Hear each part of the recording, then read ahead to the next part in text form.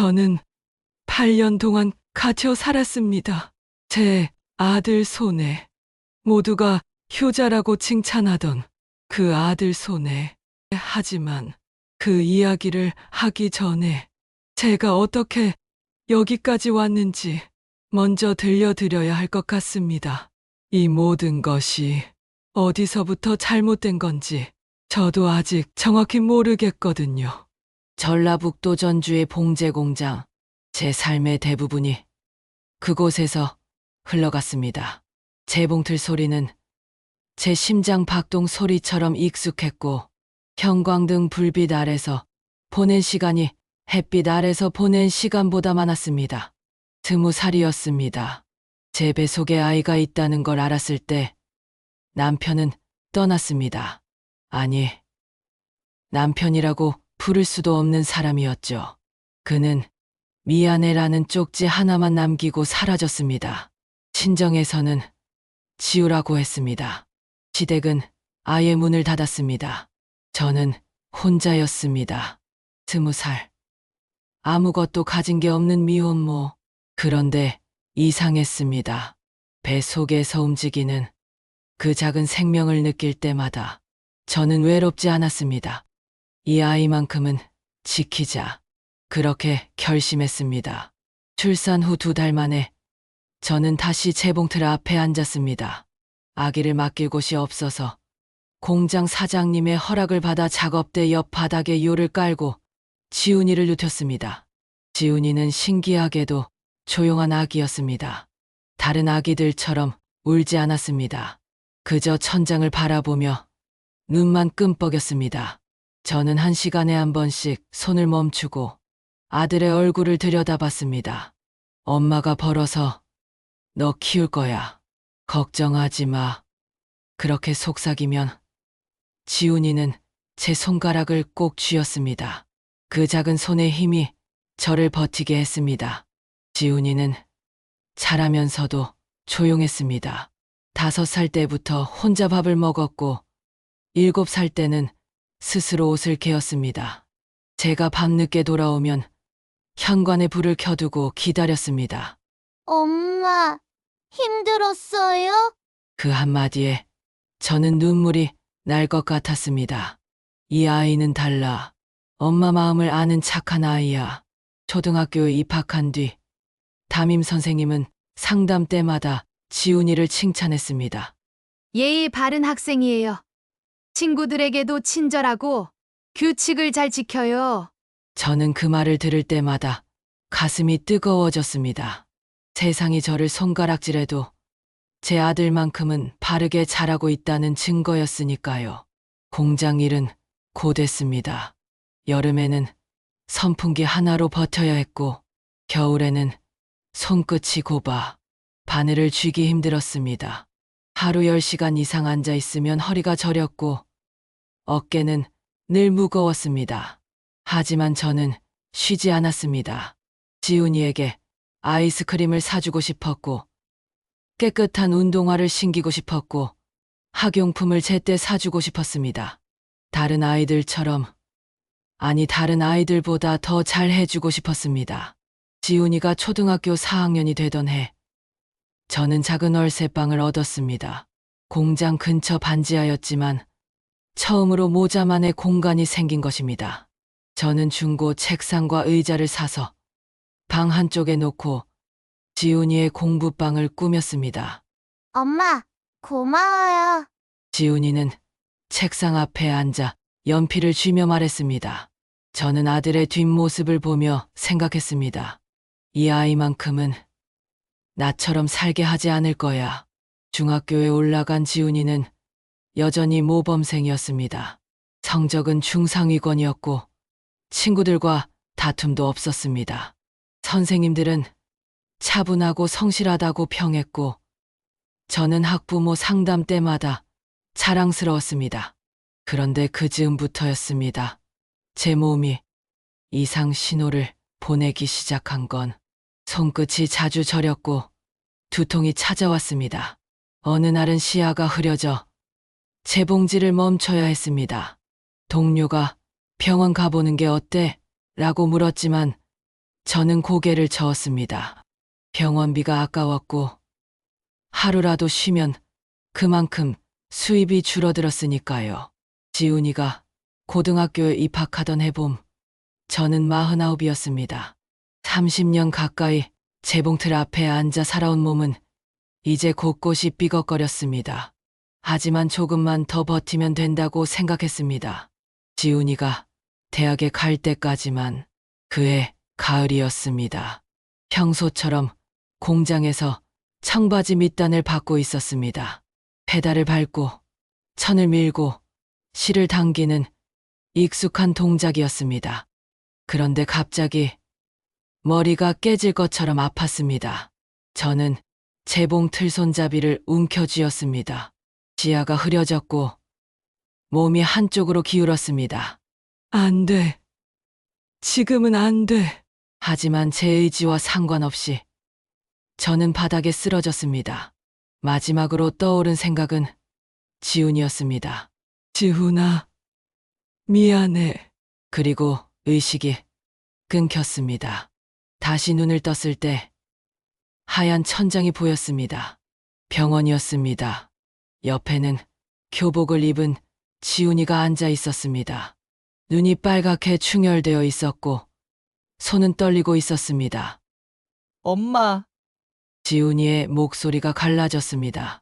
저는 입을 열려 했지만 말이 나오지 않았습니다. 왼쪽 팔과 다리가 움직이지 않았습니다. 의사 선생님이 차분한 목소리로 설명했습니다. 뇌출혈입니다. 좌측 마비가 왔고 언어 기능도 일부 손상되었습니다. 제 눈에서 눈물이 흘러내렸습니다. 이제 어떻게 하지? 지훈이를 어떻게 키우지? 그때 지훈이가 제 손을 꼭 잡으며 말했습니다. 엄마, 제가 모실게요. 걱정하지 마세요. 그 순간 저는 안도했습니다. 아들이 있으니 괜찮을 거라고 생각했습니다. 하지만 그것은 제 인생 최악의 착각이었습니다. 그때 저는 몰랐습니다. 그 말이 8년간의 지옥으로 가는 첫 문장이 될 줄은. 병원에서 보낸 석 달은 제 인생에서 가장 낯선 시간이었습니다. 30년 가까이 재봉틀 앞에서 보낸 몸이 침대에 누워 있었고 늘 바삐 움직이던 손이 이불 위에 가만히 놓여 있었습니다. 왼쪽 팔과 다리는 제 것이 아닌 것처럼 느껴졌고 말은 입 밖으로 제대로 나오지 않았습니다. 재활치료사는 매일 아침 찾아와 제 팔을 들어 올렸습니다. 저는 이를 악물고 힘을 주었지만 팔은 떨리기만 했습니다. 땀이 이마에 맺혔고 입술을 깨물었습니다. 지훈이는 매일 학교가 끝나면 병원에 왔습니다. 교복을 입은 채로 병실 의자에 앉아 숙제를 했고 제가 깨면 물을 따라 주었습니다. 간호사들은 지훈이를 칭찬했습니다. 저는 그런 아들이 고마우면서도 미안했습니다. 19살 나이에 어머니를 돌보는 것이 당연해 보이는 아들의 모습이 짠했습니다. 퇴원일이 다가왔습니다. 의사 선생님은 집에서도 재활치료를 계속해야 한다고 말씀하셨고 요양보호사를 신청하면 도움을 받을 수 있다고 했습니다. 지훈이는 고개를 끄덕였습니다. 하지만 그의 눈빛에는 뭔가 다른 게 있었습니다. 저는 그때 그걸 알아채지 못했습니다. 집으로 돌아온 첫날, 지훈이는 저를 휠체어에 앉혔습니다. 좁은 반지하 방은 휠체어가 다니기에 비좁았지만 지훈이는 가구를 옮겨 공간을 만들었습니다. 제 침대를 거실 한가운데 놓고 자신은 작은 방에서 잤습니다. 처음에는 고마웠습니다.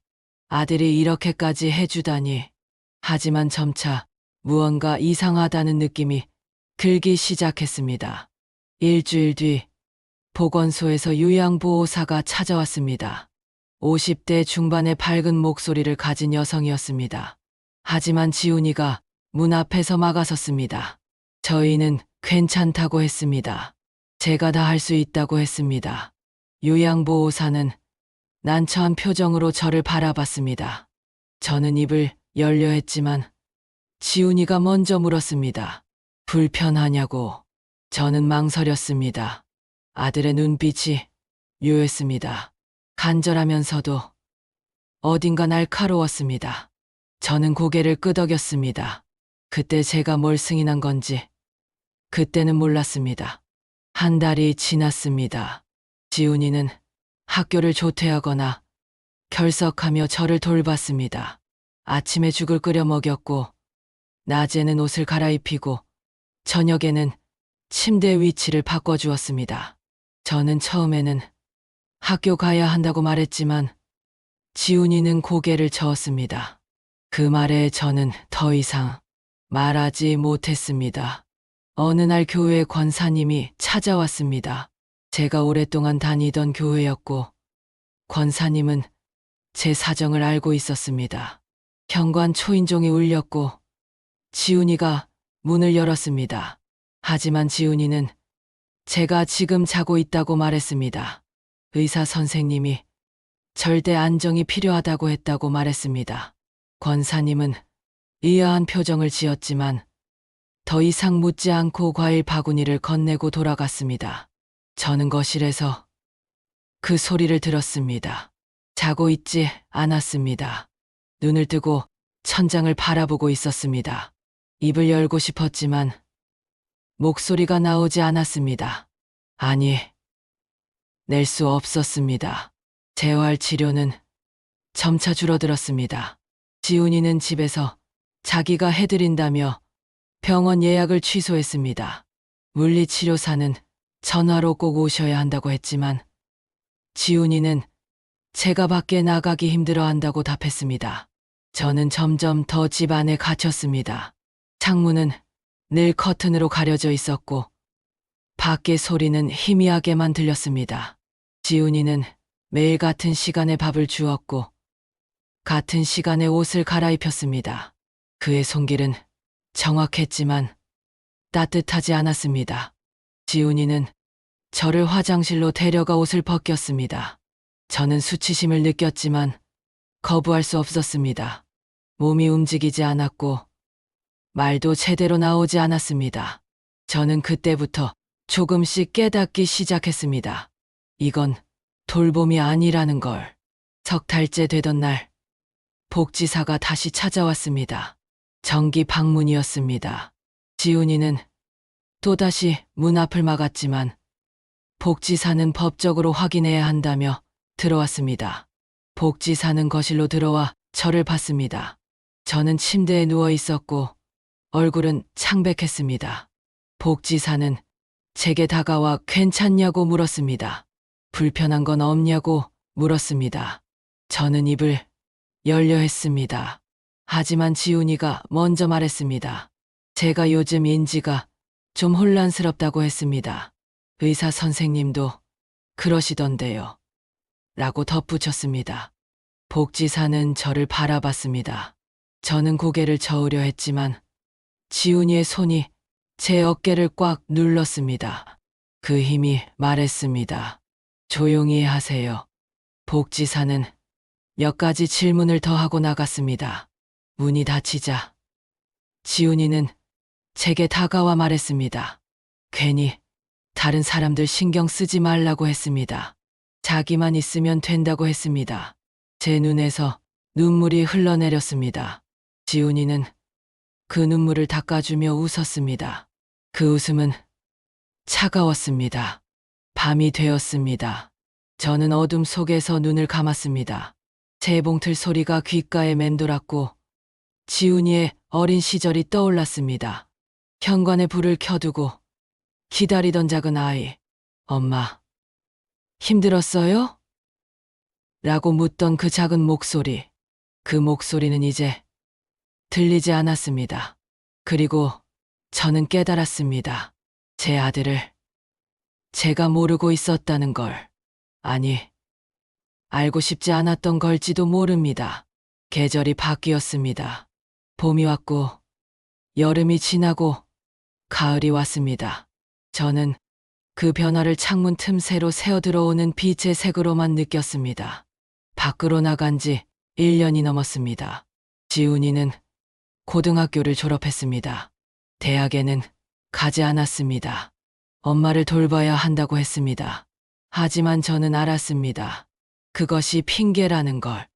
지훈이는 집안에서 저와 함께 갇혀 있기를 원했습니다. 아르바이트는 했습니다. 새벽 배송일이었습니다. 지훈이는 새벽 4시에 나가 아침 8시에 돌아왔습니다. 그 시간 동안 저는 홀로 침대에 누워 있었습니다. 화장실에 가고 싶어도 갈 수 없었습니다. 목이 말라도 물을 마실 수 없었습니다. 그저 천장만 바라보며 지훈이가 돌아오기를 기다렸습니다. 지훈이가 돌아오면 저는 눈빛으로 말했습니다. 하지만 지훈이는 먼저 자신의 일을 했습니다. 샤워를 하고 밥을 먹고 핸드폰을 봤습니다. 1시간쯤 지나면 제게 다가왔습니다. 그리고 기다렸냐고 물었습니다. 저는 대답할 수 없었습니다. 대답하고 싶지도 않았습니다. 전화기는 지훈이가 관리했습니다.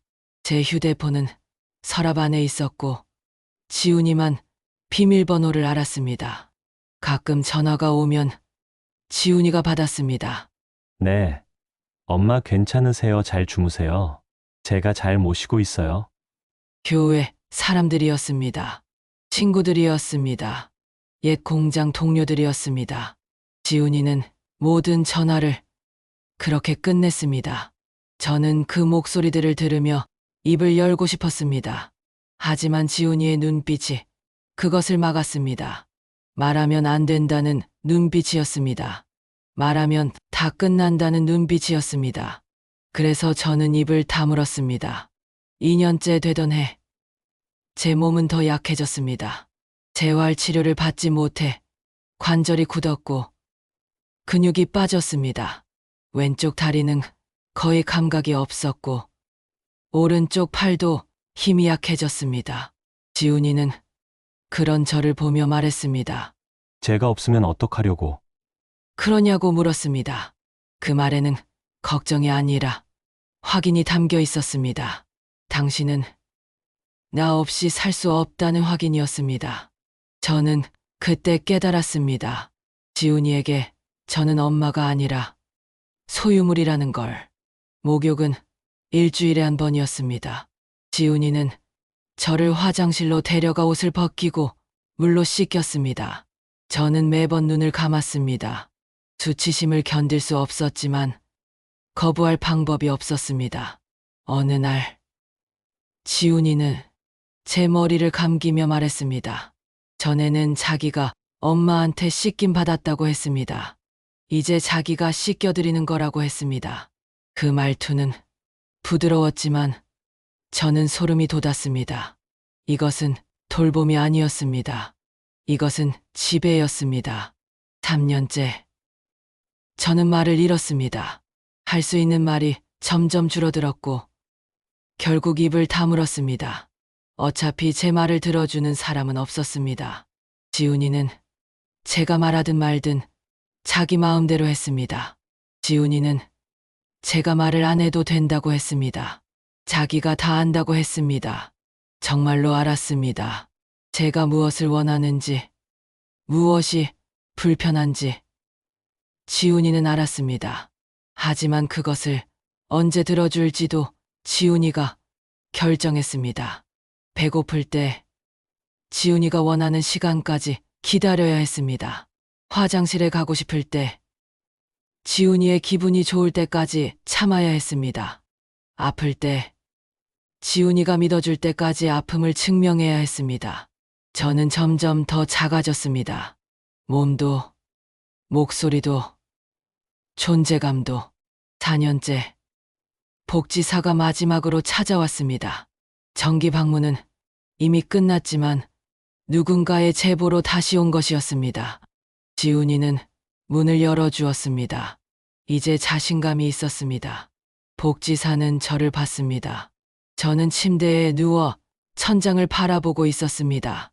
눈은 떠 있었지만 초점이 없었습니다. 복지사는 제게 괜찮냐고 물었습니다. 저는 고개를 돌리지 않았습니다. 돌릴 수도 없었고, 돌리고 싶지도 않았습니다. 지훈이는 제가 치매가 왔다고 말했습니다. 의사 선생님도 그러시더라고 했습니다. 진단서도 보여줬습니다. 복지사는 서류를 확인하고 고개를 끄덕이고 나갔습니다. 저는 알았습니다. 그 서류가 가짜라는 걸. 저는 치매가 아니었습니다. 다만 말할 힘이 없었을 뿐이었습니다. 그날 밤 저는 처음으로 생각했습니다. 죽고 싶다. 하지만 죽을 수도 없었습니다. 몸이 움직이지 않았고 방법도 없었습니다. 그저 천장만 바라보며 눈물을 흘렸습니다. 5년째 지훈이는 새로운 규칙을 만들었습니다. 약을 주는 시간이었습니다. 아침, 점심, 저녁, 지훈이는 알약들을 제 입에 넣어 주었습니다. 이거 안 먹으면 더 아프다고 말했습니다. 저는 무슨 약인지 몰랐습니다. 지훈이가 설명하지 않았고 저는 물을 수 없었습니다. 다만 약을 먹고 나면 머리가 멍해졌고 몸이 더 무거워졌습니다. 어느 날 저는 약을 먹은 뒤 꿈을 꾸었습니다. 재봉틀 앞에 앉아 있었고 옆에는 어린 지훈이가 누워 있었습니다. 지훈이는 방긋 웃으며 말했습니다. 엄마, 사랑해요. 저는 꿈속에서 울었습니다. 깨어나서도 눈물이 흘렀습니다. 6년째 저는 체념했습니다. 이것이 벌이라고 생각했습니다. 어쩌면 제가 지훈이를 잘못 키운 것이고 이제 그 대가를 치르는 것이라고 생각했습니다. 내가 잘못했구나. 그 생각이 저를 더 깊은 침묵 속으로 밀어넣었습니다. 7년째 계절은 또 바뀌었습니다. 저는 이제 날짜도 몰랐고 요일도 몰랐습니다. 다만 지훈이가 올 시간과 갈 시간만 알았습니다. 그것만이 제 하루의 전부였습니다. 어느 날 지훈이가 늦게 돌아왔습니다. 술 냄새가 났습니다. 지훈이는 제게 다가와 무릎을 꿇었습니다. 그리고 울었습니다. 미안하다고 했습니다. 자기도 힘들다고 했습니다. 근데 엄마밖에 없다고 했습니다. 저는 그 말을 듣고 깨달았습니다. 지훈이도 갇혀 있었습니다. 저를 가두면서 자신도 함께 갇힌 것이었습니다. 하지만 그것이 저를 자유롭게 하지는 않았습니다. 오히려 더 슬펐습니다. 8년째 어느 겨울날 저는 창문 밖을 바라봤습니다. 눈이 내리고 있었습니다. 하얀 눈이 땅에 쌓였고 세상이 조용했습니다. 저는 그 눈을 보며 생각했습니다. 나도 저렇게 조용히 사라지고 싶다. 하지만 그럴 수 없었습니다. 그래서 저는 입을 열었습니다. 8년 만에 진짜 목소리를 냈습니다. 도와줘. 목소리는 작았고 떨렸습니다. 하지만 분명히 나왔습니다. 제발 도와줘. 그 목소리는 벽을 넘었습니다. 그것은 8년 만의 첫 외침이었습니다. 그리고 제 마지막 희망이었습니다. 그날 밤 제 작은 외침은 벽을 넘었습니다. 옆집에는 김순자라는 분이 살았습니다. 60대 초반의 여성이었고 혼자 살았습니다. 남편과 사별한 뒤 이 집에 들어온 지 3년이 되었다고 나중에 들었습니다. 순자 씨는 그동안 옆집에서 이상한 소리를 여러 번 들었다고 했습니다. 하지만 남의 집 일에 참견하지 않았다고 했습니다. 그런데 그날 밤의 소리는 달랐다고 했습니다. 제 목소리가 벽을 넘었고 순자 씨는 TV 볼륨을 줄이고 귀를 기울였다고 했습니다. 그리고 다시 들렸다고 했습니다. 제발 도와달라는 목소리가. 순자 씨는 자리에서 일어나 제 집 문 앞으로 왔습니다. 초인종을 눌렀습니다. 한참 뒤 지훈이가 문을 열었습니다. 머리는 헝클어져 있었고 눈은 충혈되어 있었습니다. 순자 씨는 소리가 들렸다고 말했습니다. 혹시 괜찮냐고 물었습니다. 지훈이는 제가 잠꼬대한다고 말했습니다. 죄송하다고 했습니다. 그리고 문을 닫으려 했습니다. 하지만 순자 씨는 문틈을 잡았습니다. 어머니를 보고 싶다고 했습니다. 지훈이는 지금 자고 있다고 막았습니다. 하지만 순자 씨는 물러서지 않았습니다. 소리가 심상치 않았다고 말했습니다. 확인만 하고 가겠다고 했습니다. 지훈이의 얼굴이 굳었습니다. 하지만 순자 씨는 한 발 앞으로 나섰습니다. 지훈이는 어쩔 수 없다는 듯 문을 열었습니다. 순자 씨가 거실로 들어왔습니다. 커튼이 쳐진 어두운 방 안, 침대에 누운 제가 보였습니다. 순자 씨는 가까이 다가왔습니다. 제 눈은 떠져 있었습니다. 순자 씨를 똑바로 바라봤습니다. 나중에 순자 씨가 말했습니다. 그 순간 숨이 멎는 것 같았다고, 제 눈에 간절함이 가득했다고. 순자 씨는 제게 괜찮냐고 물었습니다. 제 입술이 떨렸습니다. 소리는 나오지 않았지만 입모양이 말했습니다. 살려줘. 순자 씨는 지훈이를 돌아봤습니다. 지훈이는 억지로 웃으며 제가 치매가 있다고 말했습니다. 가끔 이런다고 했습니다. 순자 씨는 더 묻지 않았습니다. 하지만 마음속으로 결심했다고 했습니다. 이건 아니라고. 집으로 돌아간 순자 씨는 핸드폰을 들었습니다. 119에 전화를 걸었습니다. 신고한다고 말했습니다. 옆집에 거동이 불편한 어르신이 계신데 학대당하는 것 같다고 말했습니다. 다음 날 아침 구급차가 왔습니다. 경찰도 함께 왔습니다. 지훈이는 문을 열어주지 않으려 했지만 경찰은 강제로 들어왔습니다. 한은영 씨 계시냐고 물었습니다.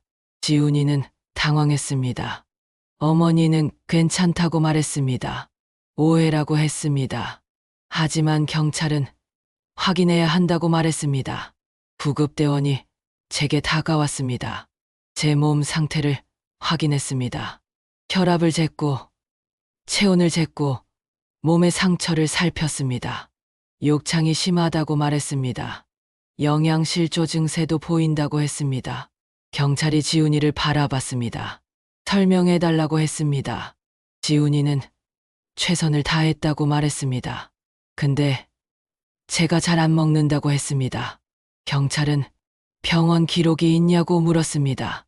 지훈이는 집에서 돌봤다고 말했습니다. 경찰은 고개를 끄덕이며 무전기를 들었습니다. 학대 의심 사례라고 말했습니다. 일단 병원 이송이 필요하다고 했습니다. 저는 들것에 실렸습니다. 지훈이는 따라가려 했지만 경찰이 막았습니다. 조사가 필요하다고 말했습니다. 저에 동행해달라고 했습니다. 저는 구급차 안에서 창밖을 바라봤습니다. 8년 만에 보는 바깥 세상이었습니다. 하늘이 보였습니다. 나무가 보였습니다. 사람들이 보였습니다. 저는 울었습니다. 소리 없이 계속 울었습니다. 병원에 도착했습니다. 응급실에서 검사를 받았습니다. 의사 선생님은 간호사에게 작은 목소리로 말했습니다. 경찰에 연락하라고 했습니다. 명백한 학대 사례라고 했습니다. 저는 단독 진료실로 옮겨졌습니다. 지훈이가 없는 공간이었습니다. 여의사 선생님이 제 손을 잡으며 물었습니다. 편하게 말하라고 했습니다. 여기는 안전하다고 했습니다. 저는 입을 열었습니다. 8년 만에 제대로 된 말이었습니다. 아들이 가뒀어요. 목소리는 떨렸지만 분명했습니다. 의사 선생님은 고개를 끄덕이며 기록했습니다. 다른 사람은 만났냐고 물었습니다. 아무도 못 만났어요. 약은 먹었냐고 물었습니다. 모르는 약. 많이. 의사 선생님은 혈액 검사를 지시했습니다. 결과가 나왔습니다. 수면제와 진정제 성분이 검출되었습니다. 처방전 없이 구할 수 없는 약들이었습니다. 사회복지사가 왔습니다. 이름은 정미란이었습니다. 30대 후반의 차분한 여성이었습니다. 지금부터 자기가 도와주겠다고 말했습니다. 저는 고개를 끄덕였습니다. 무섭지 않다고 했습니다. 이제 안전하다고 했습니다. 그 말에 저는 처음으로 울음을 터뜨렸습니다. 8년 동안 참았던 울음이었습니다. 미란 씨는 제 손을 꼭 잡았습니다. 아무 말도 하지 않았습니다. 그냥 제 손을 잡고 있었습니다. 일주일 뒤 저는 일반 병실로 옮겨졌습니다. 창가 침대였습니다. 햇빛이 들어왔고 따뜻했습니다. 8년 만에 느끼는 햇살이었습니다. 물리치료가 시작되었습니다. 치료사는 젊은 여성이었고 이름은 오민지였습니다. 천천히 하라고 말했습니다. 무리하지 말라고 했습니다. 저는 팔을 들어 올렸습니다. 떨렸지만 조금씩 올라갔습니다. 민지 씨는 잘했다고 말했습니다. 정말 잘했다고 했습니다. 그 말에 저는 힘을 냈습니다. 상담도 시작되었습니다. 심리상담사 윤아린 씨가 일주일에 2번 찾아왔습니다. 그건 돌봄이 아니었다고 말했습니다. 저는 제가 잘못 키워서 그렇다고 말했습니다. 하린 씨는 단호하게 말했습니다. 제 잘못이 아니라고 했습니다. 그건 폭력이었다고 했습니다. 명백한 폭력이었다고 했습니다. 저는 그 말을 듣고 조금씩 깨달았습니다. 제가 죄인이 아니라는 것을, 희생자라는 것을. 한 달이 지났습니다. 제 왼손 손가락이 움직였습니다. 조금씩, 천천히, 하지만 분명하게. 2달이 지났습니다. 저는 휠체어에 앉아 복도를 돌았습니다. 혼자서는 아니었지만 바퀴를 굴릴 수 있었습니다. 3달이 지났습니다. 저는 보행기를 잡고 몇 걸음을 걸었습니다. 다리가 떨렸지만 쓰러지지 않았습니다. 민지 씨가 박수를 쳤습니다. 대단하다고 말했습니다. 간호사들도 함께 박수를 쳤습니다. 저는 웃었습니다. 오랜만에 진짜 웃음이었습니다. 어느 날 미란 씨가 찾아왔습니다. 좋은 소식이 있다고 말했습니다. 사촌분이 연락이 왔다고 했습니다. 저를 모시고 싶다고 한다고 했습니다. 저는 눈을 깜빡였습니다. 사촌, 박설아. 어릴 때 함께 놀던 동생이었습니다. 설아가 날? 네. 라고 미란 씨가 말했습니다. 이미 준비 중이래요. 라고 했습니다. 제 눈에서 눈물이 흘렀습니다. 이번에는 희망의 눈물이었습니다. 저는 생각했습니다. 어쩌면 다시 시작할 수 있을지도 모른다고. 어쩌면 다시 살 수 있을지도 모른다고. 8년 만에 처음으로 그런 생각을 했습니다. 박설아는 저보다 5살 어린 사촌 동생이었습니다. 어릴 적 여름방학이면 설아는 제 집에 놀러 왔고 우리는 자매처럼 지냈습니다. 하지만 제가 미혼모가 되었을 때 설아는 연락을 끊었습니다. 나중에 설아가 말했습니다. 가족들의 압박도 있었고 젊은 나이에 그 상황을 받아들이기 어려웠다고 했습니다. 설아는 그 선택을 평생 후회했다고 했습니다. 뉴스에서 제 사건을 봤을 때 설아는 울었다고 했습니다. 그리고 곧바로 병원에 연락했다고 했습니다. 제 언니라고 말했다고 했습니다. 자기가 모시겠다고 했다고 했습니다. 설아가 병실에 들어왔을 때 저는 창밖을 바라보고 있었습니다. 설아는 천천히 다가와 제 손을 잡았습니다. 언니, 저는 고개를 돌렸습니다. 설아의 얼굴에는 주름이 생겼지만 눈은 여전히 맑았습니다. 설아야. 미안해. 언니 정말 미안해. 설아는 눈물을 흘렸습니다. 저도 울었습니다. 우리는 한참을 그렇게 울었습니다.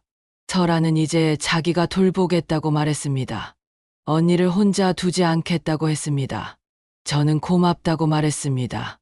설아는 고맙긴 뭐가 고맙냐고 했습니다. 자기가 할 일을 이제야 하는 거라고 했습니다. 설아는 저를 자신의 집으로 데려갔습니다. 인천의 작은 아파트였습니다. 남편은 10년 전 세상을 떠났고 딸은 결혼해서 서울에 산다고 했습니다. 설아는 혼자 살며 작은 꽃집을 운영하고 있었습니다. 집은 저를 위해 개조되었습니다. 화장실에 안전 손잡이가 설치되었고 침실에는 전동 침대가 들어왔습니다. 거실에는 보행 연습을 위한 평행봉이 놓였습니다. 설아는 제게 방을 보여줬습니다. 창이 큰 방이었습니다. 햇빛이 가득 들어왔고 창밖으로 작은 공원이 보였습니다. 저는 그 방에 서서 한참을 밖을 바라봤습니다. 8년 만에 제대로 본 세상이었습니다. 물리치료는 계속되었습니다. 일주일에 3번 민지 씨가 집으로 왔습니다.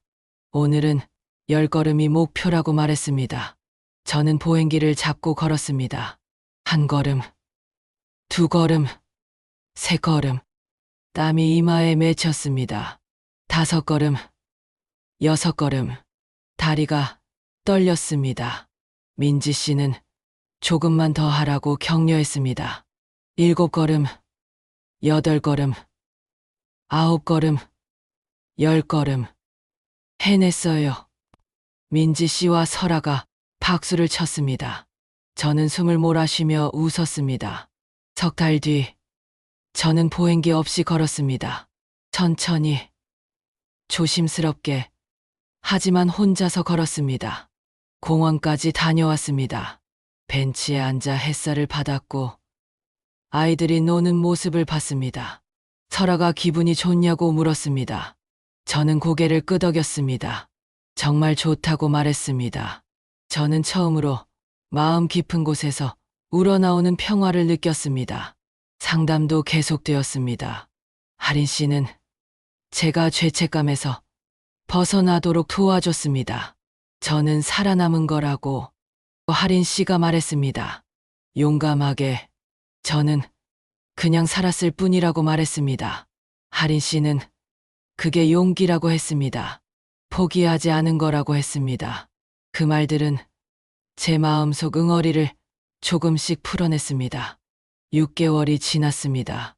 저는 스스로 식사를 했고 옷을 갈아입었고 화장실을 갔습니다. 작은 일상이었지만 저에게는 큰 자유였습니다. 설아는 제게 제안했습니다. 같이 가게 하나 하자고 했습니다.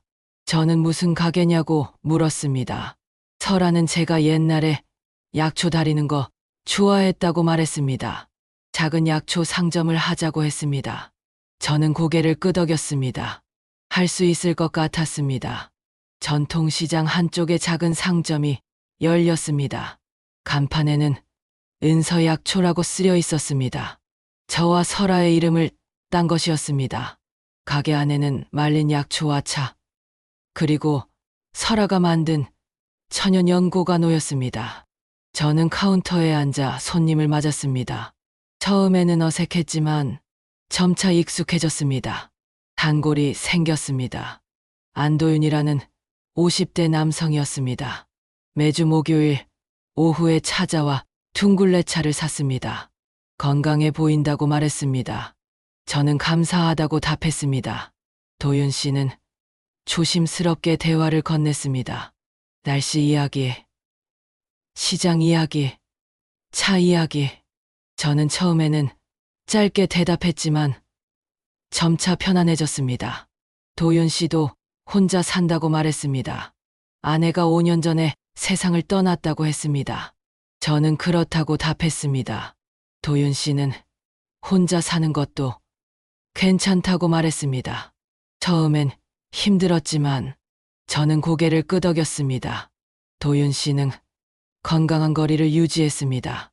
너무 가깝지도 너무 멀지도 않았습니다. 저는 그런 관계가 편했습니다. 1년이 지났습니다. 가게 뒷방에서는 여성 회복 모임이 열렸습니다. 가정폭력 피해자, 학대 생존자, 혼자 아이를 키우는 엄마들이 모였습니다. 저는 그들에게 차를 내주며 말했습니다. 우린 살아남았어요. 그리고 앞으로 살아갈 사람들이에요. 모임이 끝난 뒤 한 젊은 여성이 다가왔습니다. 제 이야기를 들었다고 말했습니다. 용기가 났다고 했습니다. 저는 자기도 처음엔 무서웠다고 말했습니다. 근데 한 발짝씩 걷다 보니 여기까지 왔다고 말했습니다. 여성은 눈물을 닦으며 고개를 숙였습니다. 어느 겨울날 가게 문이 열렸습니다. 휠체어에 앉은 남자가 들어왔습니다. 지훈이었습니다. 저는 몸이 굳었습니다. 지훈이는 수척해져 있었고 머리는 희끗희끗했습니다. 감옥에서 나온 뒤 병을 얻었다고 들었습니다. 엄마, 지훈이의 목소리는 떨렸습니다. 날 좀 도와줘. 아무도 없어. 저는 지훈이를 바라봤습니다. 한때 그 작은 몸을 안고 재봉틀 페달을 밟았던 아들, 현관에 불을 켜두고 기다리던 아이, 엄마, 힘들었어요? 라고 묻던 그 아이. 하지만 지금은 저를 8년간 가두었던 사람. 안 돼. 제 목소리는 차분했습니다. 엄마, 돌봄에는 책임이 따라, 그리고 용서에는 조건이 있어. 나도 힘들었어. 나도 어쩔 수 없었어. 난 더 힘들었어. 근데 참았어. 8년을. 지훈이는 입을 다물었습니다. 넌 그 조건을 잃었어. 스스로. 저는 전화기를 들었습니다. 복지사에게 전화를 걸었습니다. 도움이 필요한 사람이 있다고 말했습니다. 지훈이는 공적시설로 보내졌습니다. 저는 가게 문을 닫고 한참을 서 있었습니다. 눈물이 났지만 후회는 없었습니다. 설아가 다가와 제 어깨를 안았습니다. 잘했다고 말했습니다. 저는 고개를 끄덕였습니다. 잘한 것 같다고 말했습니다.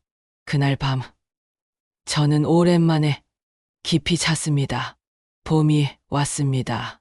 저는 이른을 바라보는 나이가 되었습니다. 가게는 여전히 장사가 잘 되었고 모임은 계속되었습니다.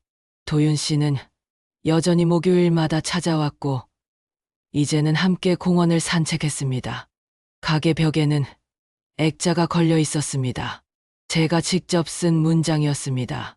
경계는 사랑의 또 다른 이름이다. 어느 날 어린 손녀를 데리고 온 여성이 가게에 들어왔습니다. 여기 유명하다고 들었다고 말했습니다. 저는 고맙다고 답했습니다. 여성은 차를 고르다 말고 아이에게 인사하라고 말했습니다. 아이는 안녕하세요 라고 말했습니다. 저는 아이를 보며 미소 지었습니다. 아이의 맑은 눈이 예전 지훈이를 떠올리게 했습니다.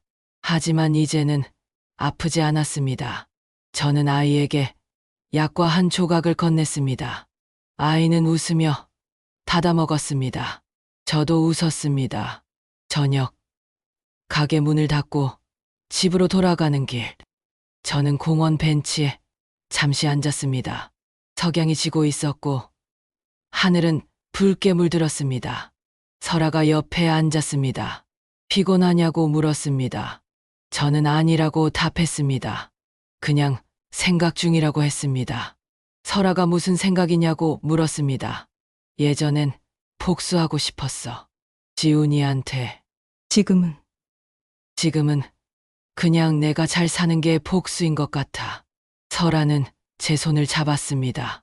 맞다고 말했습니다. 그게 진짜 복수라고 했습니다. 우리는 말없이 석양을 바라봤습니다. 저는 생각했습니다. 진정한 회복은 원망을 버리는 것이 아니라 원망을 품고도 앞으로 걸어가는 것이라고. 진정한 용서는 있는 것이 아니라 기억하면서도 자유로워지는 것이라고. 그리고 진정한 복수는 다시 걷고 다시 벌고 다시 사랑하는 것이라고. 저는 자리에서 일어났습니다. 설아도 일어났습니다. 우리는 나란히 걸었습니다. 집으로 가는 길. 가로등 불빛이 길을 비췄습니다. 제 걸음은 느렸습니다. 하지만 확실했습니다. 8년 동안 갇혀있던 제가 이제 이렇게 걷고 있었습니다. 혼자가 아니라 누군가와 함께, 두려움이 아니라 희망을 안고, 어둠이 아니라 빛을 향해, 그리고 그것으로 충분했습니다. 저는 살아남았습니다. 그리고 다시 살고 있습니다. 이것이 제 이야기입니다. 8년간 갇혀 살았던 여자의 이야기, 그리고 다시 걷기 시작한 여자의 이야기. 가끔 저는 생각합니다. 만약 그날 밤 제가 입을 열지 않았다면 어땠을까? 만약 순자 씨가 신고하지 않았다면 어땠을까? 만약 설아가 다시 나타나지 않았다면 어땠을까? 하지만 이제 저는 압니다. 만약은 중요하지 않다는 걸. 중요한 건 지금, 이 순간입니다. 저는 지금 여기 있습니다. 살아 있습니다. 걷고 있습니다. 그리고 그것이 전부입니다. 오늘도 가게 문을 열고 차를 끓이고 사람들을 만납니다. 오늘도 설아와 저녁을 먹고 도윤 씨와 산책을 하고 여성들의 이야기를 듣습니다. 이것이 제 복수입니다. 이것이 제 승리입니다. 이것이 제 인생입니다. 그리고 저는 이 인생을 사랑합니다.